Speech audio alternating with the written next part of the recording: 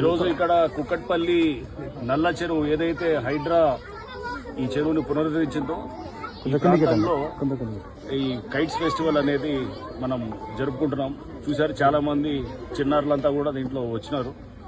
వాళ్ళందరూ కూడా మొత్తం వాళ్ళ పేరెంట్స్ తోటి వాళ్ళతోటి తీసుకొని వాళ్ళు వచ్చి ఇలా ఈ పతంగుల పండుగల్లో వాళ్ళు కూడా భాగస్వాములు అవడం చాలా ఆనందంగా ఉన్నది. మీకు తెలిసి ఈ ప్రాంతం ఎలా ఉండేదో కరెక్ట్గా ఒక సంవత్సరం క్రితం అంటే మనం 2024 సెప్టెంబర్లో ఇక్కడ హైడ్రా డిమాలిషన్స్ చేసినప్పుడు ఇక్కడ చాలా పెద్ద ఎత్తున రెసిస్టెన్స్ వచ్చింది. మనందరం కూడా గుర్తుపెట్టుకోవాలి. అప్పుడు హైడ్రాస్లు ఎందుకు చేస్తున్నది డిమాలిషన్స్ అని చెప్పేసి చాలా ప్రశ్నలు కూడా లేవనెత్తడం జరిగింది అన్నట్టు. బట్ మనం చేసేది ఫస్ట్ ఏంటంటే డిమాలిషన్ చేసిన తర్వాత నెక్స్ట్ కన్స్ట్రక్షన్, అది కన్స్ట్రక్టివ్ యాక్టివిటీ. ఇప్పుడు ఇక్కడ మనం చూసాం ఈ చెరువుకి దీంట్లో వందలాది మంది వచ్చి కూడా హైడ్రాకు మద్దతుగా కూడా పలు సందర్భాల్లో కూడా వాళ్ళు ఇక్కడ ర్యాలీలు నిర్వహించినారు.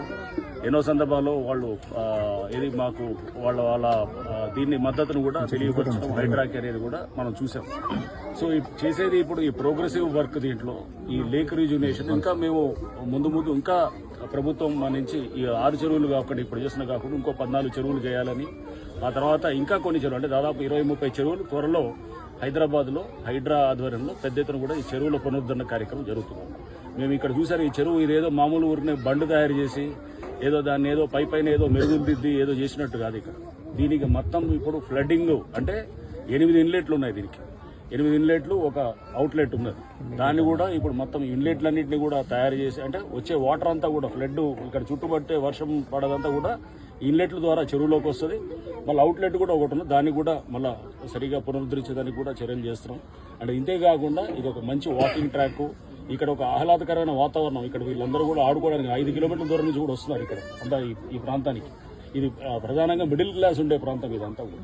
యాక్చువల్గా అసలు గౌరవ ముఖ్యమంత్రి గారు ఈరోజు వారు వద్దామనుకున్నారు. బట్ ఇక్కడ ఏంటంటే చాలా మంది సంక్రాంతి సందర్భంగా వాళ్ళందరూ కూడా వాళ్ళ హోమ్ టౌన్స్కి వెళ్ళడంతో అందరూ ఉన్నప్పుడు వద్దామనేటటువంటి ఇది నిర్ణయం తీసుకోవడం. త్వరలో ఇక్కడ ఇనాగరేషన్ కూడా పెద్ద ఎత్తున కూడా ఇక్కడ ప్రజలందరూ కూడా వాళ్ళందరూ కూడా దీని ఫెసిలిటీని కూడా వాళ్ళు నిజంగా దానికి వాళ్ళందరూ కూడా వాడుకునేటటువంటి విధంగా కూడా త్వరలో ఇనాగరేషన్ కూడా జరుగుతుంది.